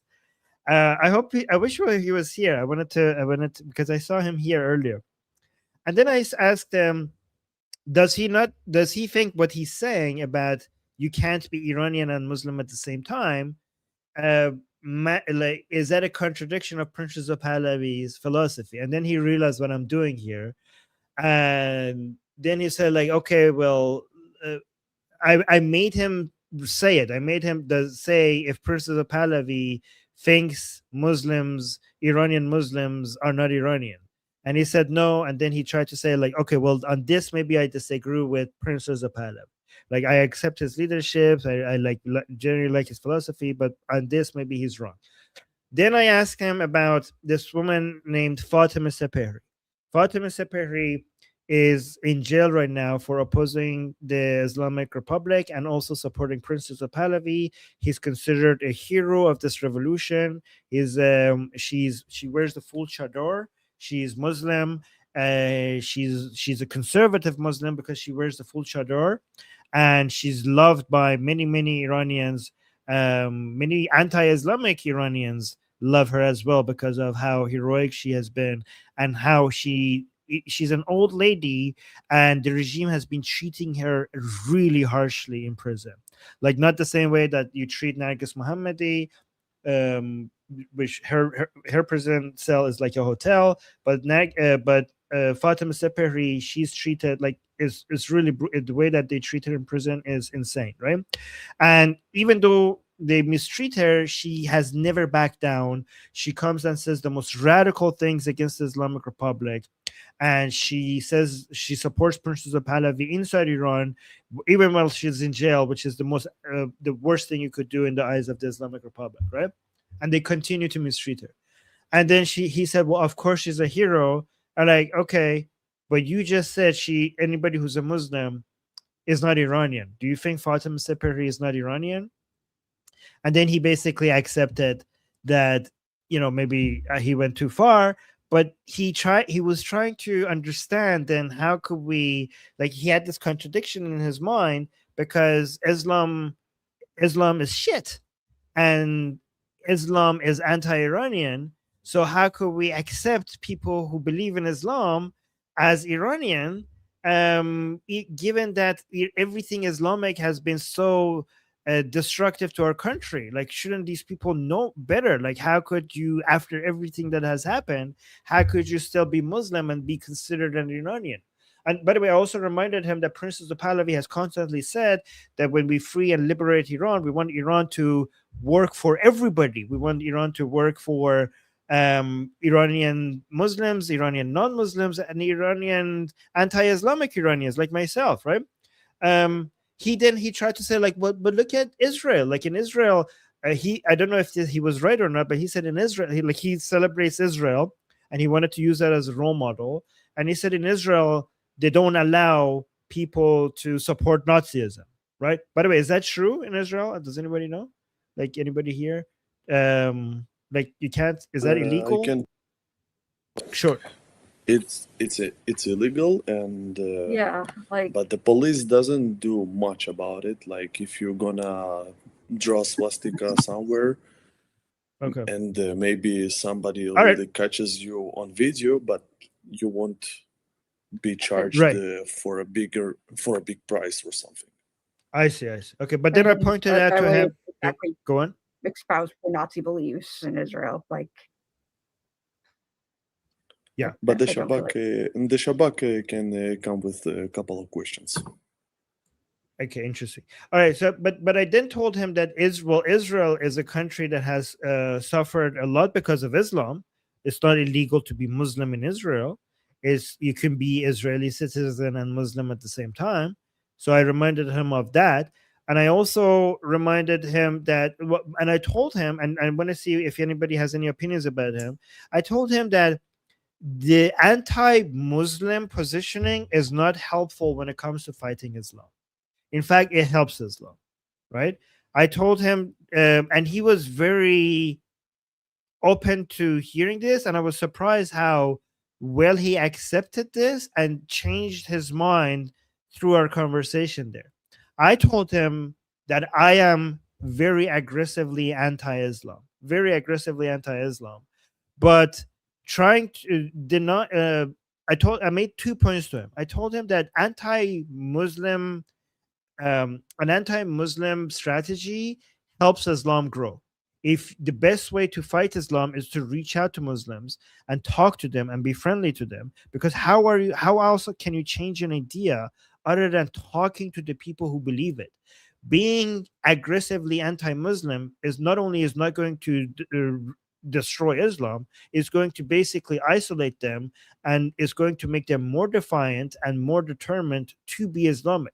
Muslims don't abandon Islam just because people are mean to them because they're Muslim, right? So he was convinced by that. And I also reminded him, two other points. I also reminded him that this type of talk is very bad for a revolution, because there are many Muslims who are participating in this revolution against the Islamic Republic for the return of Pahlavi. So what are we telling them? Like, there are many Iranians who have died, who have been killed in the streets of Iran, fighting the Islamic Republic for the sake of Pahlavi still Muslim? I said that as well. He said he does. He doesn't like. Some people don't believe that, but he's. I mean, at least he says he's a Muslim. He's a nominal Muslim. He says he's a Muslim, yeah. But I mean, some of these people choose not to believe that, right? But I didn't want to get into that discussion with him that Pahlavi, Prince Reza Pahlavi is a Muslim, because then he would then want to argue that with me. But what's more clear is that he wants Iran to be for Muslims as well. But I also told him, like, what are you do you say all the Iranians who died in this revolution for the fall of the Islamic Republic, are they not Iranian? Isn't that divisive? Don't we need these Muslim Iranians who are fighting against the Islamic Republic to bring Pahlavi back on our side? Even before the Islamic Republic falls, we're basically telling them that they're not Iranian. Is that good for our revolution? One thing else I wanted to say to him, but I forgot. But yeah, I said one other point that I made to him. Yeah, I think those are the ones that I remember. But I made some really. I mean, he was convinced. He was convinced by the end of that. And I told him, like, yeah, listen, I'm going to, after the Islamic Republic falls, I'm going to be on a mission to end Islam in Iran. I'm not saying we're going to be successful, but I think we should all be on a mission to end Islam completely, not just in Iran, but the whole world. And we should be, but the way to do that is to talk, not to ban people, not to not to ban Islam or ban advertising Islam, because if you ever do that, you actually will never be able to say that we destroyed Islam, because you didn't defeat them in the battlefield of ideas, right? In the battle of ideas, you just basically censored them and forced them to be quiet. That never works, by the way. That actually helps them grow in darkness. If you want to fight Islam, you need to shine a light on it. If you ban it and make it go into the darkness, that's where it will grow. But you need it out in the open so that you can see what you're fighting. You need it to be free so that it's out in the open. You need to allow it to express itself so that it presents itself. So that's where, if you see it, you could fight it even more effectively. So we want it to be a fair battle. If you ban it, it's not a fair battle. The only way that you could truly say that we have defeated Islam if they have the complete freedom to express it, and you only defeat it by convincing people out of it. If you ban it, if you ban Islam, you could never truly claim that you have defeated Islam, because you were never fighting it to begin with. All right, I have 2 people still on the list that haven't spoken today. Somebody's saying, Armin, this is rubbish. Well, I'm giving you, so guys, tomorrow's discussion is open to all. So if what I'm saying is rubbish, I want to expose Islam, you want to ban Islam, please join our group. Come tomorrow. Tomorrow's discussion is open to everybody. Right now it's to our premium members, but just go check this link, join our community, and tell me why this is rubbish. All right, so sorry, Danny. Yeah, go on. Next, let's go to Jason. Jason, you're muted. Oh, there you go. Can you hear me? Yes. All right. It was something Oscar said earlier, but I forgot what I was going to touch on. But something you just said about Islam brought up the question that I asked you before about, so you say Islam and you say Muslim. I don't look at them as different. I look at them as the same. They read from the same book. Now, I understand not all of them study it as they should, but wouldn't it be looked at as them in sheep's clothing to, allow them to have the freedom to practice it? Like, I understand the exposing Islam aspect, and I agree with that.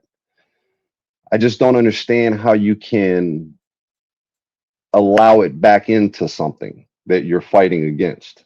Does that make sense? So yes, it makes. I understand what you're saying. You're making 2 different points.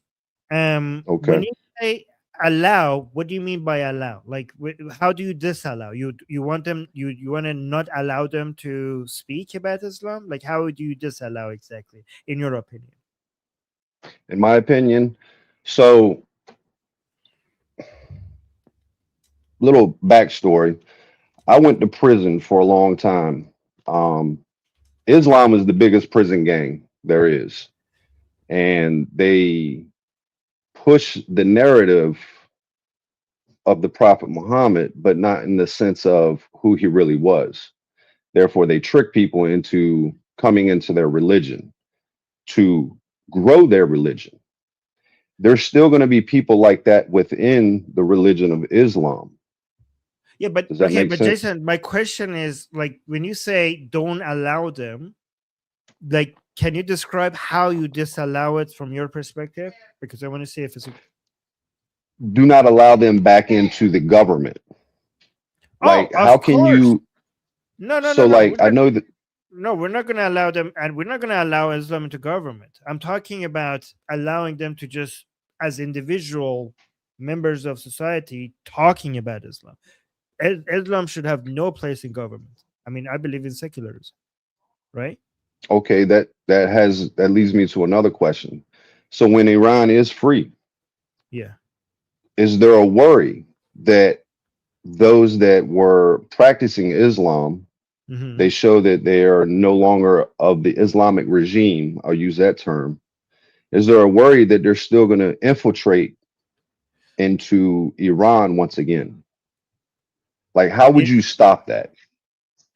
Okay, so, I mean, the Iranian people will stop them by not voting for them. I mean, these if you were part of the Islamic Republic, right? I mean, the Iranian people are very politically aware. They're very politically savvy. Every time they were trying to be tricked, people who were trying to infiltrate them, they immediately figured it out and they called those people out. And they're very distrusting. Like their trust factor is very low, given how many times the Islamists and the leftists try to fool them and try to sneak in. So you have to. I have some trust in the Iranian people. I mean, in the democratic process, I do believe that the people who shouldn't get in would either not get in, or they will have very limited influence because of the limited votes that they will get. They will have. The Iranian people are very anti-Islamic, very anti-far leftist ideas. So I think a democracy in Iran will produce the good results. But obviously, anybody who wants to have Islam in the government, that would not even require us to rely on the democratic process, because that would be in our constitution. That would not be allowed. Islam would not be allowed in our constitution. But now I have a question for you. Like, do you believe that not in the government, but do you think like in the future of Iran, a Muslim should be allowed to invite people to Islam? Like, should that be allowed or not? Like, let's say as an average, as a citizen, not as part of a government. Should it be illegal for a Muslim to say, like, guys, so many of you have left Islam, come please talk to me, come to the mosque, I want to invite you back to Islam, I want to give you the true Islam? Should that be banned or allowed? No, that should be allowed. I'm not with banning like anybody's freedom to practice what they will. Right. My worry is that knowing what some of what the Quran says, will that fanatical idea be brought back in? That's where my worry lies. I mean, here in government? Yeah. Oh, yeah. Yes. No. There should not be allowed. So like here in the United States, what we're seeing is, in my eyes, unprecedented. You know, I'm 45 years old. You know, I grew up in the 80s and 90s. It's a whole different world right now. And I am absolutely against anything Islamic in the United States. Whether it's like my sister is Muslim, and I don't agree with her being a Muslim because she doesn't understand the religion fully, but I respect her freedom to want to pursue something that she thinks will make her a better person. So with my ideology of what I believe Islam to be, I don't separate Islam and Muslim. I look at it as all the same.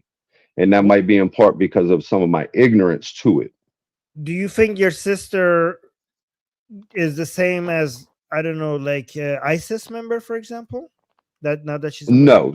Okay, so no, she's not. But but she's a Sunni. But some of the people that she speaks with, I don't like, because I hear their verbiage and I try to explain to her. So like, let me go back and say this. In prison, you had what was called the Nation of Islam, which they were racist. If you were anything other than black, you know, you were the white devil.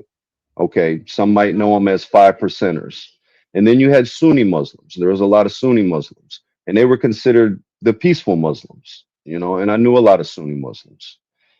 But you got two different people that are within the same organization saying fanatical things, but with honeyed words. Does that make sense? I understand that, but here's the thing. Like, when you say there's no difference between Islam and Muslim, I don't understand that part, because I think your sister to me sounds so much better than Islam, even though she calls herself a Muslim, right? So that's why they're not the same thing. I think an ISIS member represents Islam so much better than, for example, your sister. Like, ISIS is true Islam. Your sister, even though she calls herself a Muslim, her behavior does not fully represent what Islam stands for. And that's why there's a difference between Islam and Muslim, in my opinion. I mean, I consider Islam to be the cancer, and I consider Muslims to be cancer patients. I consider them to be the victims of this disease, of this cancer, right? So this is why, in the same way that I'm anti-cancer, but not against the cancer patient, we're trying to save the cancer patient. Okay, so if you say I'm anti-Islam, therefore I'm also anti-Muslim, to me sounds like I'm against cancer, therefore I'm against cancer patients as well. To me, that doesn't make any sense, right? To me, that's the relationship between Islam and Muslim. The Muslim is the victim of Islam that needs to be saved. Now, see, that helps me out because that's what I'm trying to discern. Your definition of the difference between Islam and Muslim, and you just gave that to me. Perfect definition. So I will think on that because I will have more stuff. Right. I mean, Jason, I mean, think about this. Do you love your sister? Absolutely. She's like me and my sister hand in hand. Do you love Islam? I do not. Okay. That's how we know Islam and Muslim are not the same thing. Islam is not worthy of love. Islam is not worthy of love, but your sister is. Okay. Thank you, Armin. That it really did help, man. Thank you, Jason. I appreciate you. Okay. Absolutely. Do we have time for the gel, or do you have to go on? I know I have time. Yeah. What's up, guys? As far as Iran and what you're going to allow there once the Islamic Republic falls, what do you think is going to happen with the communists? Because that's another thing people are talking about, not just banning Islam, but banning communism outright, just like it was under the Shah, because he outlawed it when he was in power. He just fucking outlawed it, didn't allow it. What do you think is going to happen with that? What do you think about that? Did the Shah outlaw communism, or did he outlaw communist terrorists? I actually need to look into that. Like, did he allow? I think he banned communism outright. Yeah. What? Say that again. I think he banned communism outright, just altogether. I have to look into that. Goldie's talked about that. She said said that that's what he did. That he just banned it. I think he banned. Let me actually see. Maybe you're right. Let me see. Did Mohammad Reza Shah ban being a communist? So let's actually look into that. Yeah. But by the way, whatever the answer is, like, even before I see what the answer is, let me just answer. Let's assume he did. We have to also keep in mind that the world was a different world back then. The standards were different, and Iran was at the edge of collapse, right?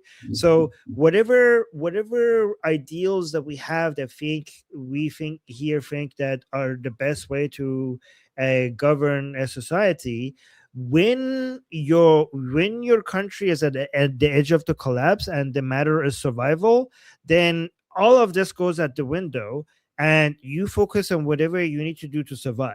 You know what I mean? These are some of these values that we're talking about. It's an ideal situation that if the whole country is not falling apart, you know what I mean? Once we have stability, we want secularism, we want democracy, we want equal individual rights, we want this, we want that, we want separations of powers within the government. Okay, but if at some point, if at any point you notice that, okay, everything might go to shit, like, and people are going to die, and the survival of your nation is at risk, and to save it, you need to violate any of these principles, then go ahead and violate some of these principles, okay? Because you cannot abide by these values if you don't even exist. Does that make sense? Yes, it does. Does make sense. Yeah, I totally get what you're saying, but and I know they were an existential threat, no doubt about it. But even so, so were the jihadists. They were also an existential threat. So you could argue by the same token that that Islam could have been justifiably banned as well back then. All right. Along with communism, I'm just saying, like, You can make the same argument about that. But, you know, let me. I'm checking something as an individual, because what it's saying is that, hold on. It's saying Muhammad Reza Shah strictly banned communism and political parties associated with it. So being a communist in Iran under his rule was illegal, and the state apparatus was heavily focused on rooting out Marxist ideologies. This was enforced through a combination of legal decrees, secret police surveillance like Savak, and imprisonment. Yes, exactly. That's what Goldie said. She talked about how you just banned it, and she said that's what she wants to do. So, but this is what I said, because I wanted to say, like, was it banned to be a communist, or could you not just be politically active? So I asked it, could you be a communist as an individual? So I said, technically, you could hold communist beliefs in the privacy of your own mind, but practically living as an individual communist was nearly impossible without breaking the law. Okay, so this was banned. Yeah. If you actually acted on it in some form or fashion, like talking to people, trying to convert them, trying to set up parties, that was just So for example, let's compare this to like Islam, right? So let's look at the situation that Iran was at that point. Communism at that point was not just a belief people were holding. Communism at that point in Iran was the Soviet Union's way to basically come and take a major part of Iran. And communism was a way for people to take parts of Iran away from Iran and basically break apart the country, right? So that was the situation that we're in. So this, for example, and now if you want to compare it to Islam and people being Muslim, I do agree that in a very hard, like in a situation that, let's say, for example, Iran is a secular country with a Muslim minority secular country, that an Islamic countries, our neighboring Islamic countries, are now trying to use Islam to come in, and they're being very successful at completely destroying the country. I think under those conditions, we could basically throw out some of these principles and basically ban the advocacy for certain ideas, because at that point, the entire country is collapsing. So under certain conditions, I understand why we might need to be some of these principles and some of these rights should be abandoned for the sake of survival. I understand that, right? But we're not talking about that situation. We're talking about the country where everything is stable, people, we have stability, the border integrity is not being challenged, and now we just want to have the most ideal situation. In that situation, I'm going to be advocating for maximum freedom of speech, right? But again, so these are extreme situations which requires extreme measures. Does that make sense? Yeah, it does. The thing is, like you said, it's they were the people, the communists in Iran weren't just they weren't just people who believed in communism. They were actually taking orders from the Soviet Union. Yes, from exactly. Moscow, exactly. And that's what happened. And that's what happened back in the day here in America. Like you talk, there were a lot of people, a lot of communists who were taking direct orders from Stalin and the Soviet Union. And Stalin, Khrushchev after him, and during the so-called McCarthy era, and people talk about it like it was just a complete total witch hunt. And there's nothing to it, but that's not true. Yeah, the problem with McCarthyism is that United States. In hindsight, we realize that United States was never in danger of collapse because the Soviet Union was much weaker than it seemed like at the time, right? But Iran was actually going to collapse because the relationship between Soviet Union and United States during the McCarthy was United States was a superpower and the Soviet Union wasn't, even though it might seem like it was, but it wasn't, right? But the relationship between the Soviet Union and Iran, in the late 1970s, was that Soviet Union was a much bigger power compared to Iran at the time that was basically recovering from a complete collapse. So we had we were justified to fear communism completely destroying our country, but Americans were justified to fear communist influence around the world, but McCarthyism was maybe too much, right?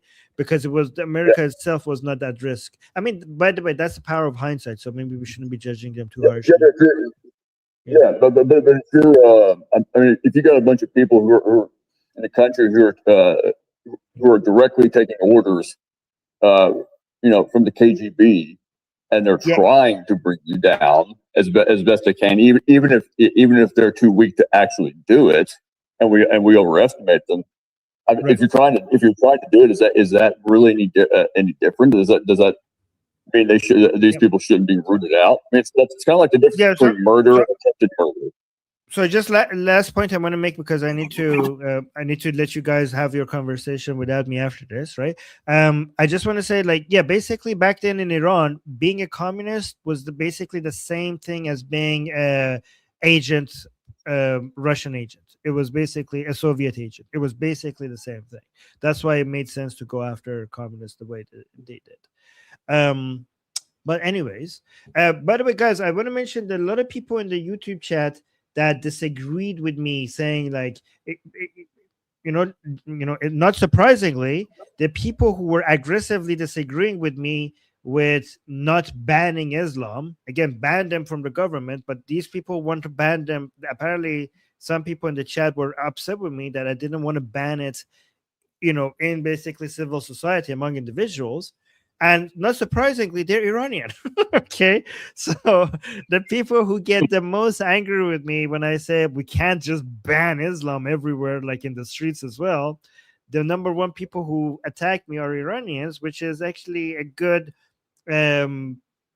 representation of how anti-Islamic Iranians are, which is actually a good thing. As much as we might disagree, I love how anti-Islamic you guys are. Okay, we might be disagreeing over the ways to fight Islam, but I do appreciate your how as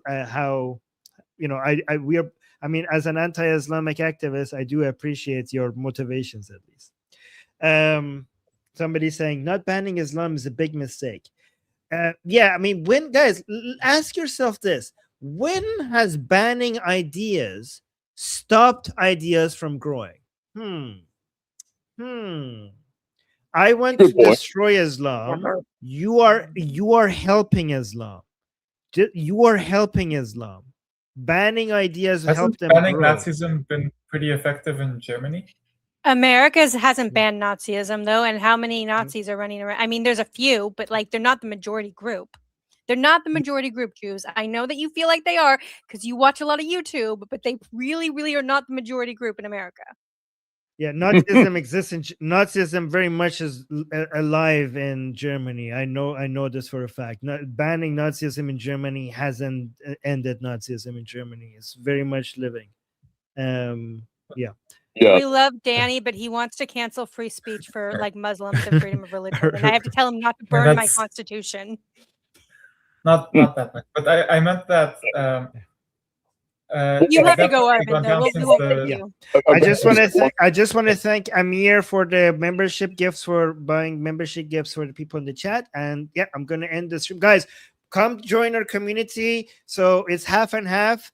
Every one day we have for premium members, and then the next day is open to all. So it's 50-50. Come, the link to this community is in the description of the YouTube video that you're watching. So come here. This is now our think tank. This is the place that we basically talk about all of these ideas. It's a really good growing community, so consider joining us here. You can see this was one of our discussions, so I hope you guys join as well.